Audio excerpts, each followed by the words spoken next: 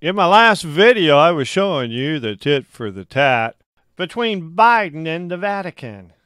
Biden said the U.S. will have enough coronavirus vaccine doses for every adult by the end of May. And he's working on a new connection, a Catholic connection, a Vatican connection of two companies working together, Johnson & Johnson, including an agreement in which Merck will assist Johnson & Johnson with his production and use of the Defense Production Act to secure necessary equipment and material. Who gets rich over all that?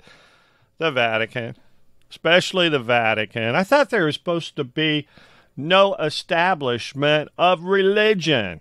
You know, the government shouldn't prefer one religion over another. And I showed you this morning where Merck, CEO, is a Catholic, and it's one of the approved Catholic businesses is Merck, the Council for Inclusive Capitalism with the Vatican. But what I didn't say, because I didn't look into it then, is that other company. Well, was it Johnson & Johnson also has a Catholic in charge as the CEO.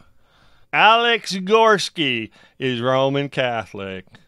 Yeah, to hear some of this stuff, you could just do a search yourself. But anyway, my time at St. John's Catholic Club. This is Gorsky. In the past, he held the position of chairman of Catholic Medical Center. Do you need more? Should religions have preference over other businesses trying to make a living?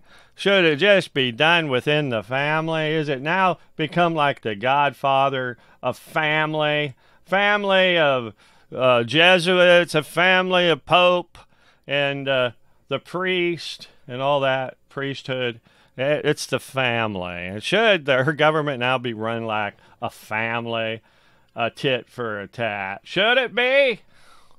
But Larry, Biden is just trying to increase the production, so by May, everybody will have their vaccination, and there'll be enough vaccination for everyone. But who gets rich in all that?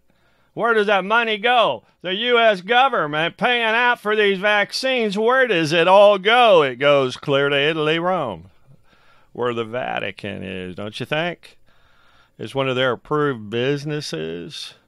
Maybe they give a tithe. Maybe Johnson & Johnson just gives a tithe to Rome. Or it could be Merck gives a tithe. Or maybe they control the whole interest. I don't know. That's something maybe only God will know, how the money is split up. We just don't know that. But we can show you that there is this association with each other. If you just look at that, look at those businesses, whenever you want to know the association with Rome, it is the organizations. It's a bunch of Council for Inclusive Capitalism with the Vatican, a partnership between some of the world's largest investments and business leaders and the Vatican. That's it. It's a partnership. Now, don't you think partnerships share the money with each other? Of course they do. Let's see, the council is led by a core group of global leaders known as Guardians for Inclusive Capitalism, who meet annually with Pope Francis and Cardinal Turkson. These leaders represent more than $10.5 trillion in assets under management, companies with over $2.1 trillion of market capitalization, and 200 million workers in over 163 countries. The organization challenges businesses and investment leaders of all sizes to embrace the council guiding principles. Oh, it all sounds good, but where does the money, where does it go? How does it cut up? Who gets what? Biden might even get a little bit, he says, hey, I can make this deal for your companies, your guardians, and for Rome, there's got billions of dollars and many businesses. We can give you a cut, you give me a cut. I'll give you a cut, you give me a cut. But that's all speculation. I got no proof of that. A bird hadn't told me that. I just know that the money has got to be, fair among these people for them to even join together. It's a partnership. Partnership. partaking with one another. But do you think it was a great move on Biden's behalf to have vaccinations from these companies and making them, and they'll have enough for everyone by May? But how are you going to get everyone to take it? You got, what, I heard 2/3 of the armed forces will not take the vaccination. Nurses will not. All those nurses won't take the vaccination, and many other people won't take it. How are you going to make it? How are you going to enforce it? Well, let's look to Rome. Let's look to Rome, Italy, and see what they did there. Now, so far, Italy, Rome, and in America, it's not a compulsory requirement to get a vaccination. It's voluntary. But it could change. It could change overnight when they start saying that they got all these vaccines and nobody wants them. That could change everything.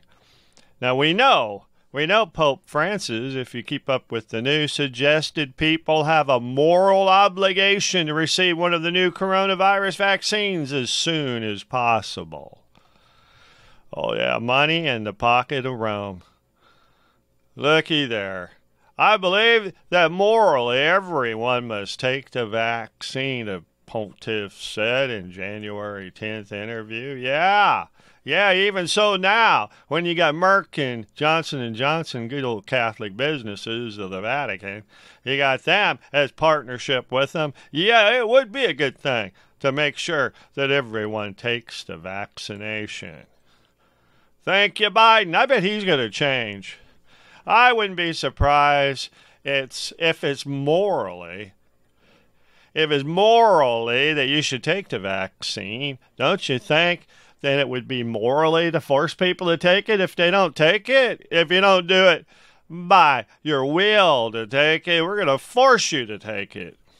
Well, we'll just have to see if that really happens that way. Maybe everybody will just say, hey, whatever the Pope says, we'll do it. We'll do it. We'll take our vaccination, and the government will pay for it probably in America. And somebody's going to line their jackets with all kinds of money from this thing. And I wouldn't be surprised if another golden statue gets erected in the Vatican. The Vatican billions and billions. See y'all later. Goodbye.